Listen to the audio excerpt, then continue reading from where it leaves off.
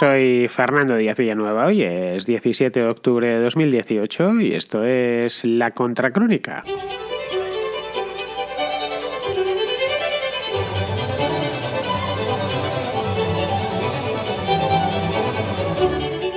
Medio mundo le ha declarado la guerra a Donald Trump. Esto es algo que todos sabemos y no hace falta que os lo recuerde.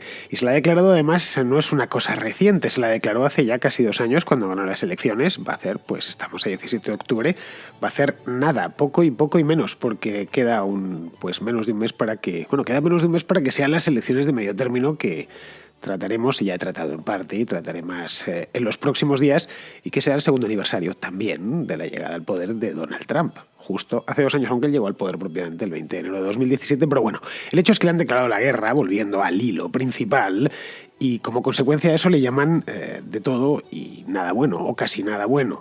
Pero hay algo en lo que nadie en su sano juicio, quiero decir, ni sus más acérrimos enemigos pueden atacarle. Y es el desempeño económico del país, de los Estados Unidos. La economía estadounidense está mejor que nunca. El país crece con vigor desde hace ya año y medio y se ha convertido, de hecho, en una fábrica de empleos. Supongo que habréis visto noticias al respecto y algún reportaje en televisión. Les duele hacerlo, pero al final han tenido que hacerlo. Se registran además niveles récord de optimismo entre los consumidores, entre los empresarios. Es decir, que las cosas van bien y no solo se conforman con ir bien, sino que todo indica que van a ir mejor en el futuro próximo, es decir, a lo largo de 2019 y 2020, o al menos eso es lo que esperan los empresarios y los consumidores norteamericanos.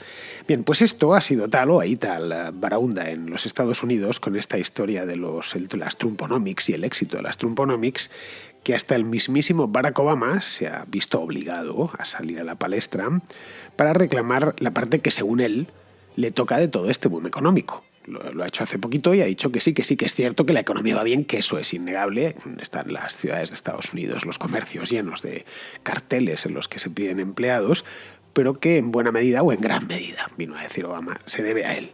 Claro, aquí habría que hacerse una pregunta, habría que hacerse de hecho la pregunta. Esto que está sucediendo, este boom, y nos alegramos por él, por supuesto, que está sucediendo en los Estados Unidos, ¿es atribuible a Obama o es exclusivamente en mérito de Donald Trump? Pues bien, eso es lo que vamos a ver hoy en la Contracrónica.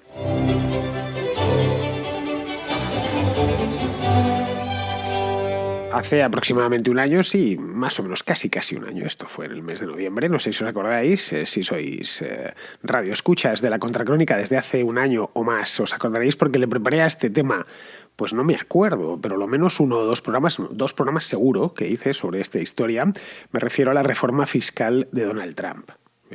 Esta se anunció en el mes de octubre del año pasado y se estuvo debatiendo durante noviembre y al final Donald Trump la terminó pasando porque estaba muy convencido de ella. Bueno, pues vamos a transportarnos mentalmente hasta el mes de octubre, noviembre del año pasado, y no sé si recordáis cómo se pusieron los demócratas en aquel momento. Pusieron literalmente el grito en el cielo. Yo todavía estoy recordando a Nancy Pelosi, que es de estas políticas demócratas que llevan toda la vida y que no se van a retirar jamás, que las va a retirar la parca a este paso, porque esta andaba enredando ya en tiempos de Bush, os estoy hablando de hace 15 años. Bueno, esta es la líder de la minoría demócrata. Es la líder de la minoría, en una palabra que hoy por hoy en las cámaras pues es demócrata. Hay un líder de la mayoría y un líder de la minoría.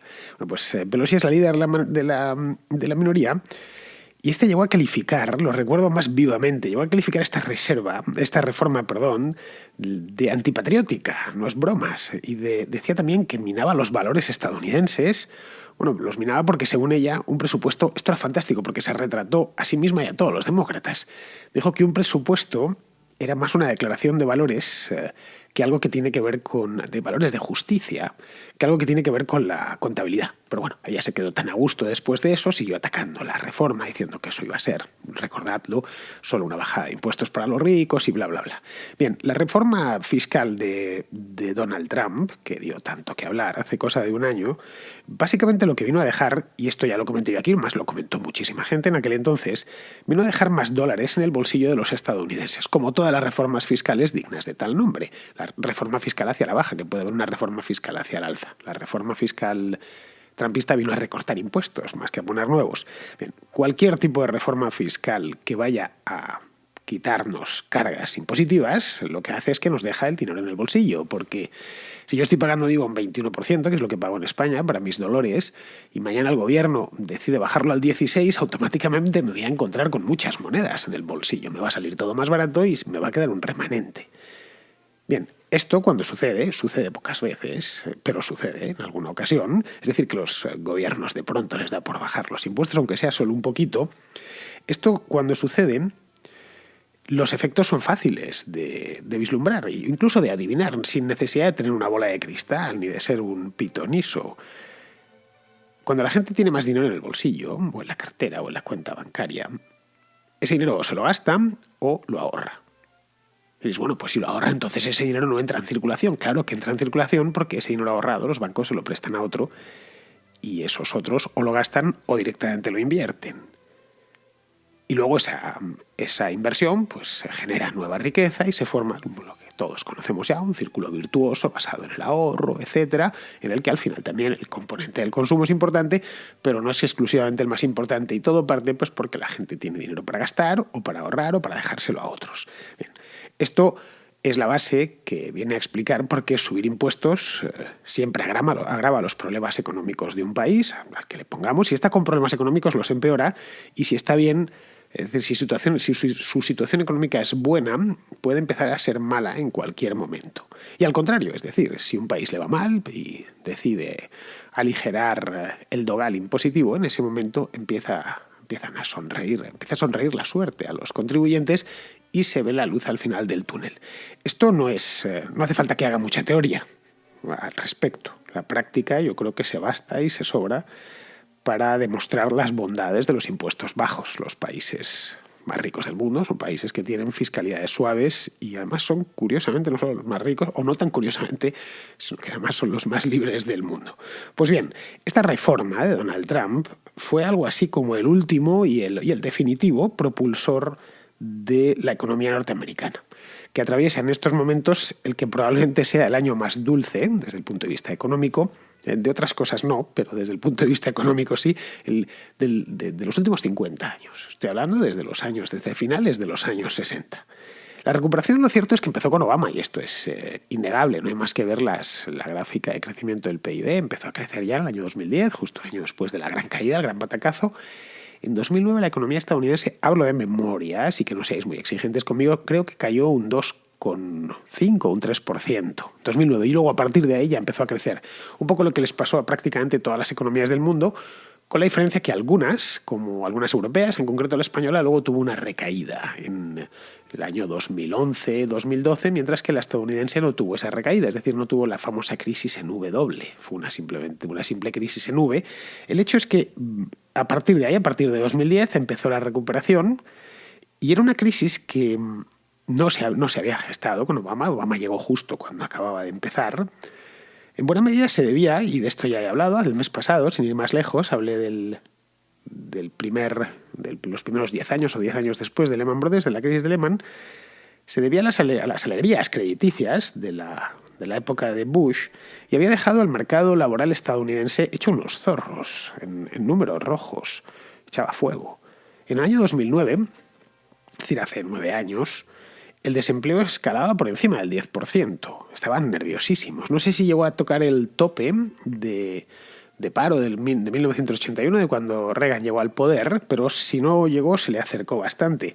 Y además era común en la información económica de los diarios estadounidenses de la época encontrarse quiebras continuas. Los abogados se debieron forrar en aquel entonces con la cantidad de quiebras de suspensiones de pagos que se le fueron presentando. Las compañías no daban, primero despiden a la gente y después, cuando ya ni siquiera eso es suficiente, pues deciden irse a la quiebra.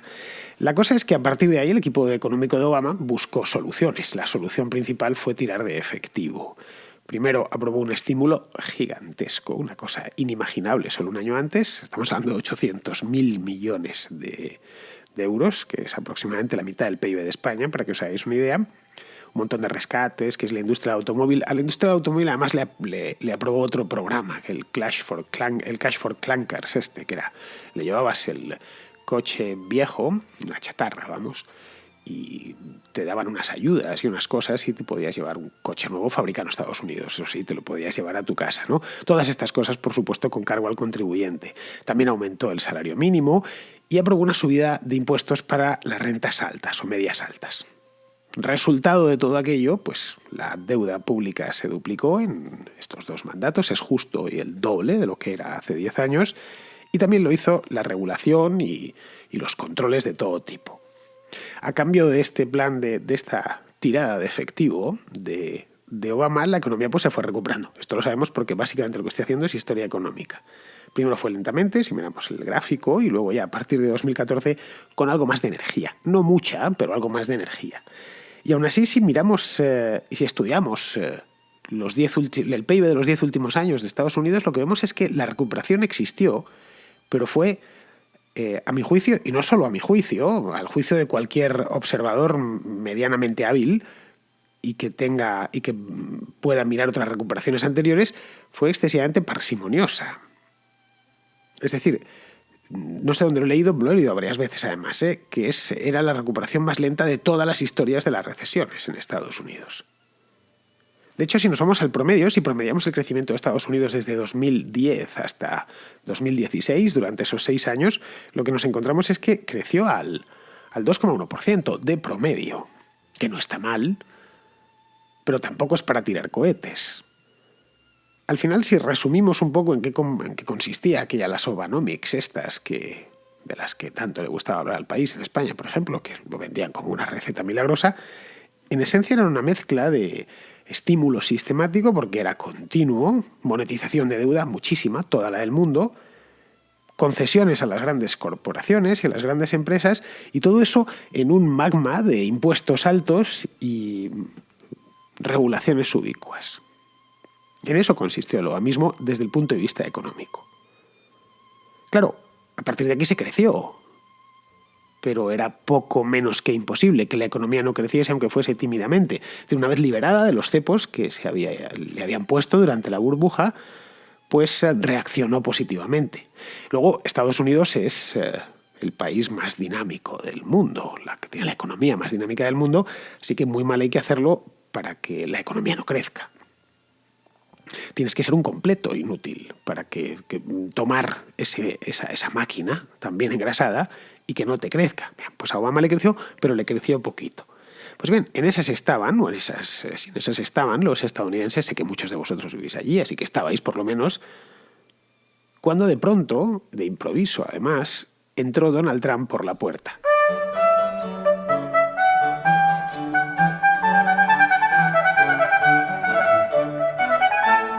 Podríamos decir que la llegada de Donald Trump en principio no cambió nada, pero es curioso porque si nos vamos a las no estadísticas, bueno sí, son estadísticas también, a fin de cuentas es una recolección de datos, pues si vamos a las encuestas que se hacían entonces a finales de 2016, nada más llegar, fue de un día para otro, además conforme, yo no sé si fue porque ganó Trump o directamente porque perdió Hillary. Me inclino a pensar lo segundo, que perdió Hillary y automáticamente el mood, el humor de los estadounidenses cambió repentinamente a mejor, o de buena parte de los estadounidenses, al menos de los estadounidenses que trabajan. Si miramos las encuestas de optimismo, si además lo llaman así en Estados Unidos, vemos que pegan una subida hacia arriba durante el mes de noviembre de 2016, que es brutal. Ahí, por ejemplo, tiene una muy buena el índice de optimismo del pequeño negocio. Esa no la tenemos en España y deberíamos importarla. Esa pasó del índice en el mes de noviembre, del índice 90, el índice va desde 85, que es lo mínimo que se recuerda a principios de la crisis, hasta donde está ahora mismo, que está en 108. Bueno, pues estaba en 90 en el mes de noviembre de 2016. Y vamos a otra. Esta es la pregunta que les hicieron. El porcentaje que contestaban, si era de pequeños empresarios, estoy hablando, si era el buen momento para expandirse. Bueno, pues solo el 10% pensaba que era un buen momento para expandirse en noviembre de 2016 y actualmente es el 35%. De nuevo, estos son la misma encuesta efectuada hace 2 años y ahora, ¿no? Y luego otra de las preguntas que les hicieron y que les siguen haciendo ahora, que es el porcentaje que esperaba en aquel entonces unas mayores ventas en los siguientes 6 meses. Bueno, cuando Obama salió del poder, o perdió las elecciones, mejor dicho, cuando Hillary perdió las elecciones, era en aquel mes, en noviembre de 2016, era del 7%. Solo el 7% de los pequeños empresarios pensaban que iban a subir sus ventas en los 6 meses siguientes. Hoy en día es del 30%. Estas son encuestas que parecerán una tontería, pero tienen su importancia. Al menos sirven para incorporar en el análisis. Bien, pues todo este buen rollismo, este optimismo generalizado, no tardó en traspasarse y en trasladarse a la economía real. Cuando tomó posesión Donald Trump en el primer trimestre de 2017, el 20 de enero de 2017, la economía estaba creciendo al 1,8%. Es lo que creció en ese trimestre. Al trimestre siguiente lo hacía al 3% ya. El segundo trimestre de 2017. Bien, el segundo trimestre de este año ha crecido un 4,1%. Bien, os puedo seguir dando datos, pero he seleccionado unos cuantos para que os hagáis una idea. De hecho, prácticamente todos los indicadores han mejorado. Tenemos el de la actividad industrial, que parece que están haciendo la segunda revolución industrial. Han reabierto minas, las fábricas, incluso fábricas que se daban ya por acabadas, como eran las de automóviles, las han reabierto también. Se han abierto nuevas industrias. El ingreso medio en los hogares también ha subido. Los índices bursátiles por descontado. Bueno, y naturalmente el desempleo, que se encuentra en mínimos de los últimos 50 años. Está ahora mismo en una tasa del 3,7%. Es decir, tasas del pleno empleo de posguerra de los años 60. Esto es lo más cercano, un 3%, 3,5% es lo que tiene, por ejemplo, lo que tienen ciertas regiones de Alemania. Es lo más cercano al pleno empleo que puede estar una economía. Lo más cercano al pleno empleo es un 0%. No, eso es imposible, pero siempre hay gente con que sea porque ha dejado el trabajo y está buscando otro. Siempre va a haber un paro coyuntural, ¿no? Un desempleo coyuntural. Bien, aquí nos deberíamos preguntar, ¿esto ha sido atribuible enteramente a Trump o Obama ha tenido algo que ver? Bueno, yo creo que en buena medida es atribuible a Trump. La parte de Obama ya os la he contado y la hemos visto. Pero sin la reforma fiscal y otras cuantas cosas que ha hecho Trump buenas en el aspecto económico en el último año y medio, no hubiera sido posible una repuntada semejante. La reforma, indiscutiblemente, sobre todo en el último año, ha influido, pero no en mayor medida, por ejemplo, que la desregulación. Esto de la desregulación lo prometió Donald Trump durante las elecciones y lo ha llevado a cabo, lo ha cumplido escrupulosamente. Una de las características del obamismo y en general de la socialdemocracia, y no olvidemos que Obama era esencialmente un líder socialdemócrata, fue regarlo todo de regulaciones por todas partes. Prácticamente cualquier actividad económica le cascaba 4 o 5 regulaciones, y si no era él, era su administración. Algunas de ellas muy onerosas y que directamente disuadían a los hipotéticos empresarios de ponerse a producir. Pues bien, esta de levantar regulaciones ha sido una de las grandes hazañas de Trump, de la que apenas se habla, y es una lástima. De verdad lo digo, porque en Estados Unidos sí se habla más, pero aquí a este lado del Atlántico, y entiendo que en Hispanoamérica tampoco se habla mucho sobre esto. Se habló, bueno, los impuestos quizás, que es visible. Lo de las regulaciones entras en un terreno que en economía ya lo contaba Bastiat. Es el de lo que no se ve, lo invisible.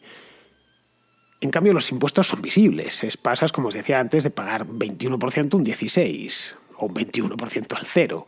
En cambio, que te pongan más fácil hacer tu negocio, claro, no es visible más que para ti, pero no para el resto de la sociedad.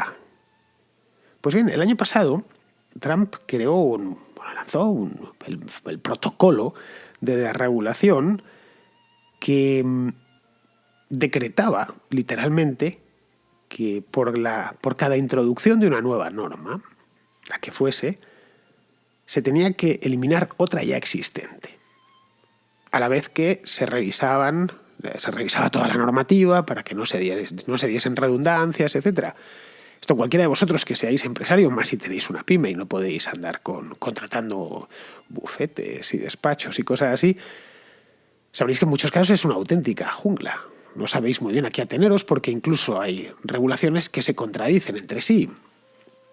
Y al final uno ya se encoge de hombros y dice, bueno, sé que voy a violar alguna regla porque es que las reglas están tan mal hechas que hay una regla del año 87 que no han derogado, pero otra posterior del año 2012 que entra en conflicto con la anterior, pero yo tengo que ganarme la vida, entonces tengo que tirar para adelante. Como me hagan una inspección me van a pillar, pero esto es bastante habitual en las economías muy intervenidas tipo las europeas. Bueno, pues gracias a este protocolo, en Estados Unidos se han retirado casi 1.600 regulaciones en año y medio. Ojo, se dice pronto, 1.600 regulaciones, que se correspondían, porque hay gente haciendo cálculos para todo, el mundo es un lugar maravilloso, ya lo sabéis. Pues han hecho unos cálculos que no tengo ni idea cómo habrán hecho esto, pero ya digo, es maravilloso, que esas 1.600 regulaciones retiradas se corresponden con 15 millones de horas anuales que las empresas se han ahorrado en papeleo. Claro, esos 15 millones de horas anuales, las horas cuestan dinero, aparte de ser tiempo per se, el tiempo es dinero. Han podido emplear ese tiempo y ese dinero a otras cosas productivas y más atadas a su negocio. Ningún empresario, por pequeño que sea, gana nada haciendo papeles. Yo soy un empresario, a fin de cuentas, soy un empresario de mí mismo. La Contracrónica es una empresa y me tengo que dedicar a lo que me tengo que dedicar, a prepararme buenos temas para que los escuchéis. Si el gobierno me marea y me empieza a pedir cosas y hacer lo que sea es todo un follón, pues al final cabría la posibilidad de que dejase de hacerlo. Y lo mío es una cosa minúscula. Imaginaos una empresa más grande o que dé empleo a mucha gente. En definitiva, que si a una economía se le aligera la carga fiscal y luego se le retiran obstáculos, pues lo previsible es que se avance y que esa economía avance y se expanda, que es lo que está pasando en los Estados Unidos ahora mismo. Yo no veo que haya nada milagroso en ello, pues se está hablando del milagro de Trump y tal. Sí, bueno, estas cosas están ahí para quien quiera verlas y para algunos valientes que quieren aplicarlas. Baja los impuestos y limpia de regulaciones tontas, que está todo lleno, porque cada uno que va llegando va llenándolo todo de papel. Y luego échate a dormir porque las cosas van a funcionar solas. Es la grandeza la grandeza del mercado libre. Así que el milagro no es tanto lo que ha sucedido, que era previsible, como el hecho de decidir hacer lo que se hizo. Es decir, levantar esos topes que impedían moverse al gigante.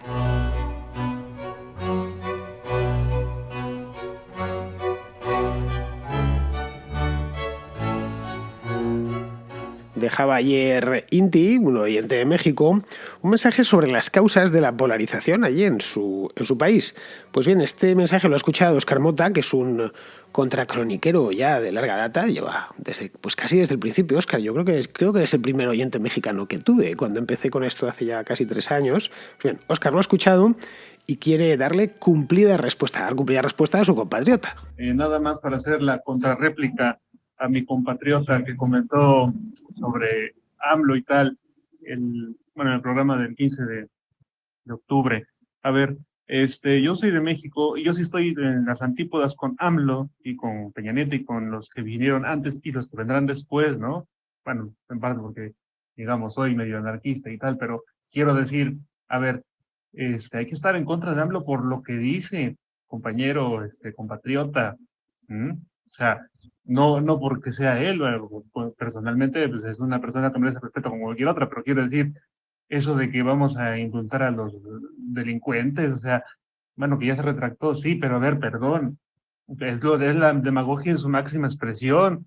O sea, ya tuvimos a Fidel Velázquez en la CROM, o sea, yo creo que hace falta un poco pues de lectura, ¿no? De enterarse de qué más hubo antes y, bueno, respeto la opinión, me parece totalmente aceptable, pero, oigan, eso de estar, ¿no? Estar en contra o a favor, ¿no? Es una cuestión muy subjetiva, pero quiero decir, su programa a mí me parece totalmente antilibertario, o sea, totalmente coaccionador, o sea, nada más aquí en la universidad, ¿no? Mi universidad, que es una universidad pública, se está planteando intervenir más y más en la educación, ¿no? Que para que haya acceso a toda, a ver, una sarta de chorradas, lo que hay que hacer es dejar de actuar la sociedad, y ya lo hemos visto, ¿no? No sé, bueno, no sé la inclinación ideológica de mi interlocutor, pero, a ver, discúlpeme, pero su programa es una aberración, perdón. Bueno, pues nada, Inti, Óscar, ahí os lo dejo, pero no os enzarcéis antes de que AMLO llegue al poder, por favor. No, primero, no me gusta que os enzarcéis de ninguna manera. Está bien lo de discutir. Bueno, discutir es maravilloso, pero vamos, que esperad, sed un poco pacientes. Queda nada, estamos a finales de octubre ya. Y esto va a ser en el mes de diciembre. Y una vez haya tomado posesión AMLO, pues habrá que dejarle gobernar. O sea, los 100 días preceptivos. En España son 100 días, supongo que en México también. Y luego ya, una vez eso, pues lo despellejaremos alegremente aquí entre todos.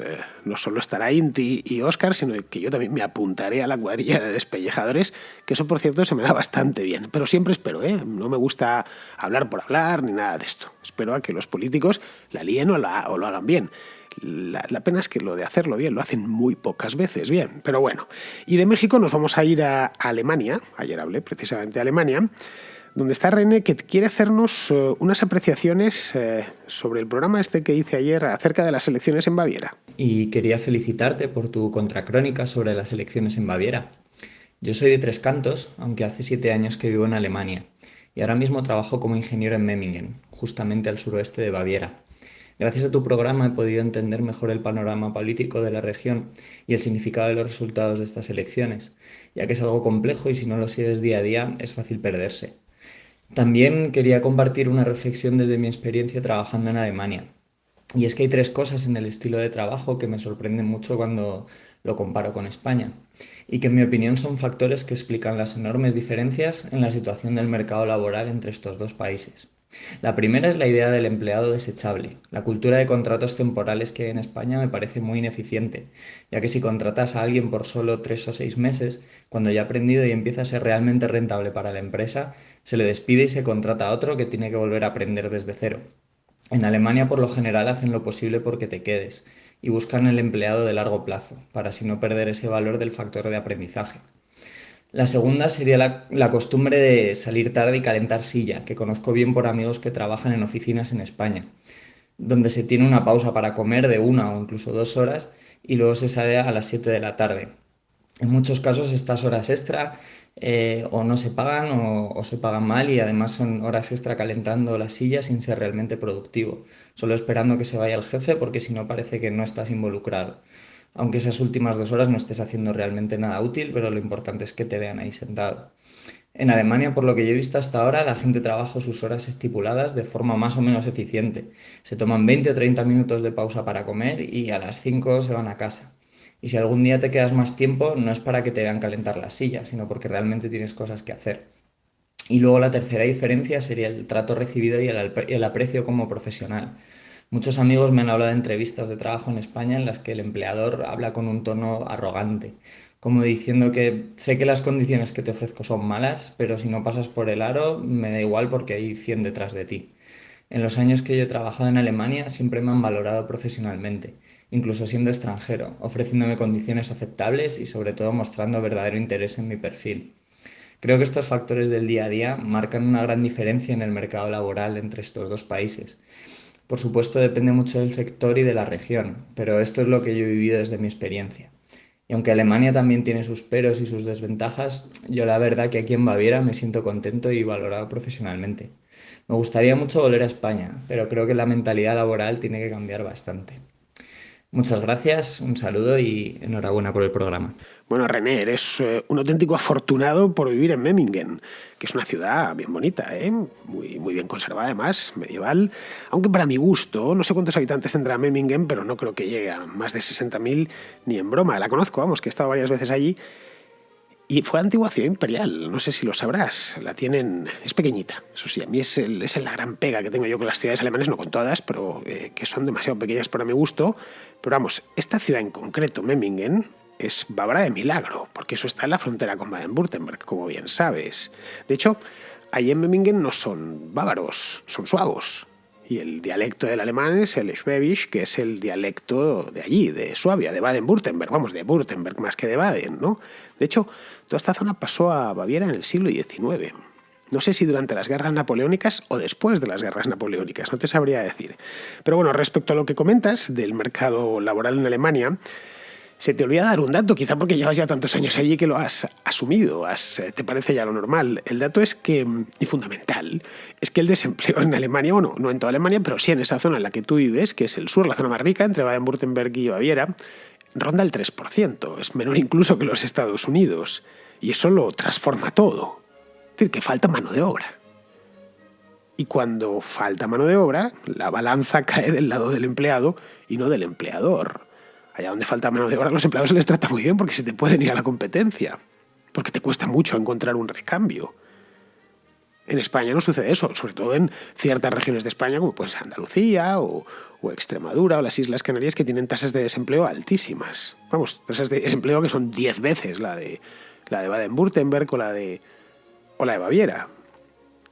Respecto a lo que dices de que en España se usa el contrato temporal, pues yo creo que es porque los empleados fijos tienes que indemnizarlos si les despides.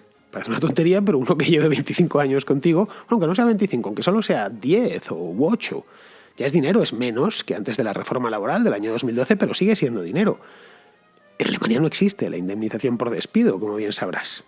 No existe porque allí despedir porque la empresa va mal, porque no te llega en una palabra para pagar a todos los empleados o porque tienes problemas, se considera despido procedente.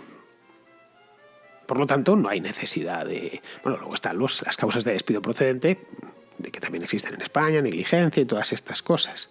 Lo que sí se da a veces, supongo que conocerás algún caso, es que se pacta una indemnización, pero a título privado, entre el empresario y el trabajador. Vamos, eso es bastante común.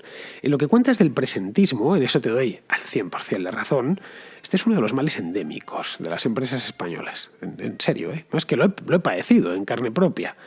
Eso del estar en la oficina. Yo más que en la oficina, en la redacción, pero el estar allí calentando el asiento. Yo al principio no me lo explicaba. ¿Y esto por qué es así? ¿Y estos tíos por qué echan tantas horas aquí? Porque más en concretamente en los periódicos o en las televisiones o en las radios, que en las redacciones es el único lugar del mundo donde nunca pasa nada. Pues ahí los tienes, a todos sentados, y echando la hora y mirando el reloj, y luego quedándose una horita más para que les vea el jefe. Bueno, pues de observarlo, al final concluí que tiene bastante lógica. Tiene lógica si asumimos que los que llegan a ser jefes han sido antes presentistas. De manera que lo que exigen es presentismo. Es decir, si yo he llegado, yo pertenezco a esta tribu, pues van a prosperar los de mi tribu, que son los que terminan echando hemorroides sentados en la silla, ¿no? Pero bueno, muy bien, pues vamos a continuar. Vamos con Pepe Tejada, que es un oyente de Valencia, oyente y patrono. Dato importante, que digo que es importante porque sin gente como Pepe Tejada este programa no existiría. Pues Pepe quiere hacer una reflexión sobre la hispanidad a raíz de un viaje que acaba de hacer a Cuba. Hola Fernando, en relación a la numeración que hiciste de descubridores y exploradores de Argentina por una respuesta a un compañero argentino, quería comentar el chasco que me llevé cuando fui a Cuba por primera vez hace poco y me encontré con que no guardan memoria en sus estatuas, en sus monumentos y en sus calles del pasado histórico anterior a José Martí.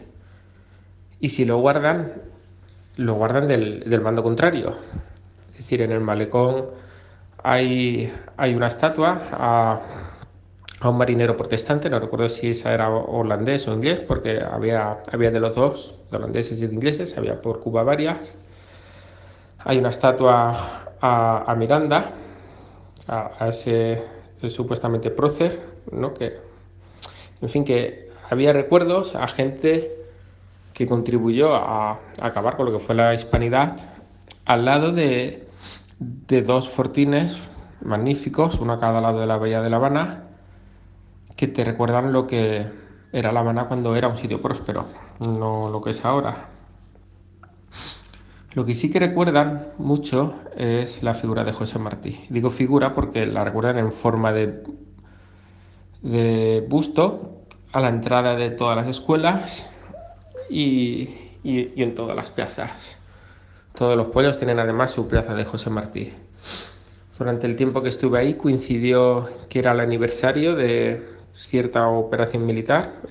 Es que era en verano, no recuerdo cuál era ahora. Y bueno, ese concierto, que no sé si lo hacen todos los años o no, o coincidía porque este año eso era un número redondo, pero era un concierto que retransmitían en la televisión estatal y naturalmente empezaba con una escenografía de la muerte de José Martí, de su caída en combate. Es porque el sistema y el régimen utiliza a José Martí como justificación. Ellos tratan de engancharse a lo que era José Martí para decir que ellos también son luchadores de la libertad. En ese sentido me recuerda lo que hacía aquí Franco con los Reyes Católicos, que trataba de coger autoridad también de los Reyes Católicos e incorporaba sus símbolos en su escudo. Y de igual manera ellos incorporan los símbolos de José Martí en su vida diaria. Y de la misma manera en Venezuela utilizan los símbolos de Bolívar en su vida diaria, en todas partes, para intentar justificar quiénes son. En fin, no sé si acabarán como aquí, que aquí los símbolos de los Reyes Católicos ahora están hasta mal vistos, cuando los Reyes Católicos sí que son personajes de gran trascendencia histórica y de gran importancia. José Martí, Miranda y Bolívar, pues no sé, yo no les tengo tanto aprecio. Y no me extrañaría que los cubanos y los venezolanos, cuando pase esta vorágine, también les cogieran manía durante unas cuantas décadas. Pues sí, Pepe, es relativa y tristemente común lo que nos cuentas, y no solo en Cuba, sino en otros muchos países de Hispanoamérica, porque es un caso de autoodio de manual. Es como si estuviesen fastidiándonos a nosotros, ¿no? Si no son nuestros antepasados, son los vuestros. Es decir, cuando lo que comentaba ayer de Argentina, Juan de Garay no es antepasado nuestro, se fue, la estirpe de los Garay, que de esos Garay se fueron a América hace 4 o 5 siglos. Y el resto de su progenie ya es de allí. Es decir, que los españoles de América son ellos mismos. Cuando dicen, es que los españoles vinieron, no, vinisteis vosotros, o vinieron ustedes, y se lo quieres decir en el castellano que entienden bien. Nosotros nos quedamos allí. Eso es una cosa que, estando yo en la propia Hispanoamérica, ya lo he dicho. No sé cuándo ustedes vinieron, que yo no vine, que yo soy la primera vez que vengo es ahora. Y ninguno de mis antepasados vino por aquí. No salieron de Castilla ninguno, son los vuestros son los que salieron de allí, se quedaron aquí, bueno, y se mezclaron con los del lugar. Pero es que los famosos españoles sois los que estáis aquí, los hijos, desde luego, de aquellos españoles. Es decir, que no hubo, después de la independencia, no hubo repatriaciones, que quizá algún venezolano, algún colombiano, algún mexicano piensa que fue así, ¿no? Esto, después de 1821... Y los embarcamos a todos los españoles y los mandamos de vuelta a la península ibérica. No hubo nadie. Que, al contrario, a partir de ese momento lo que llegaron es muchos más españoles a todos los países de América. Cuba, un montón de ellos. Pero también a Argentina, a México, a Guatemala, a Colombia, a Venezuela, a todos esos países, ¿no? A Perú. El viaje de vuelta se está haciendo ahora, pero desde hace nada, 20 años a esta parte, que vienen hispanoamericanos a España. Antes no, bueno, antes veías alguno que venía a ver el Museo del Prado, pero eran 4. Se estoy hablando de los años 70, 80. Esto de que haya de pronto 1 millón de ecuatorianos, qué sé yo, es una cosa nueva. Lo normal es que hubiera 1 millón de españoles allí. Es decir, que los que se independizaron y que tienen tan subidos encima de un pedestal son los que había allí, que son herederos, actualmente son herederos de esos, pero también de los conquistadores. De hecho, no hay más que ir a los apellidos. Caray, Bolívar, los que citas tú, Miranda, Martí, son todos apellidos españoles. Los Bolívar provenían del País Vasco. El padre de Miranda era de Canarias. Y respecto a Martí, en fin, su padre era valenciano y su madre tinerfeña. Pero es que podríamos seguir, ¿eh? José de San Martín, el prócer de la independencia argentina, no es que su padre fuese español, es que su padre y su madre eran nacidos en España, en la provincia de Palencia, el corazón mismo de Castilla. Bueno, y así con todos. Eran criollos. Y a principios del siglo XIX la diferencia entre un criollo y un español peninsular era que el criollo había nacido y se había criado en las Indias, nada más. Bueno, en todo lo demás eran iguales. Hablaban el mismo idioma, tal, bueno, no tenían ninguna diferencia. Tanto, bueno, pues que pasaban de un sitio a otro, tenían hijos, se casaban entre ellos y cosas así. No había una diferencia, ninguna. Si vamos a las biografías de los libertadores, nos encontramos con que todos o casi todos eran o hacendados o hijos de hacendados. Es decir, que eran los herederos naturales de la conquista. Pero no sé, curiosamente, hicieron una operación extraña y es que cargaron las culpas de esa conquista. Los hijos de los conquistadores cargaron las culpas de esa conquista sobre los peninsulares, que no habían ido allí jamás, que no habían pisado América en su vida. Vamos, ni ellos ni sus familiares, pero bueno, pues nada, no me sigo enrollando porque es que este tema da para esto, da para un montón de preguntas que no sé si yo en todos aquellos países se hacen. Preguntas la mar de sencillas. Solo una, ¿creéis que los españoles los deportaron y salieron todos de vuelta? No, pero bueno. Bien, vamos a ir terminando ya, vamos con Pizarro, que nos ha preparado, de hecho, un comentario hoy sobre las elecciones bávaras de este domingo. Conforme se van constatando las trolas de los partidos gobernantes, surgen nuevos partidos cuyas trolas aún no han podido ser exhaustivamente confirmadas. A las clásicas fantasías animadas de un estado de bienestar a costa de los ricos, con matices democristianos socialistas, se añaden las ensoñaciones de una Alemania de hombres libres, una Alemania eco o una Alemania solo para alemanes. Ahora que se sabe nítidamente que el estado del bienestar es el bienestar del Estado y que va a costa de todos los tributarios, las otras pamplinas suenan sugerentes, pese a que las intenciones transformadoras de los aspirantes pasan primero por aportonarse y amorrarse al presupuesto. Esto de las votaciones es un carrusel de ilusiones y desengaños, entre caballitos, coches de bomberos y avionetas del Barón Rojo. Nadie parece darse cuenta que solo giran, que no hay destino y que cada vez cuesta más el paseíto. Un cordial saludo de Pizarro. Pues hasta aquí hemos llegado, queridos amigos. Con esto, iba a deciros que con esto me despido hasta mañana, pero es que mañana no voy a hacer contra porque no estoy en Madrid y no me puedo llevar el equipo ni nada de esto, voy a estar liado. Entonces la contra será, mañana es jueves, pues la próxima será el próximo viernes, porque no puedo hacerlo. Llevo sin parar desde el mes de julio, así que no os podéis quejar, ¿eh? Creo que soy el programa de radio que tiene más continuidad de toda la radio en lengua española. Pero bueno, pues nada, con esto, queridos amigos, nos volvemos a escuchar el próximo viernes.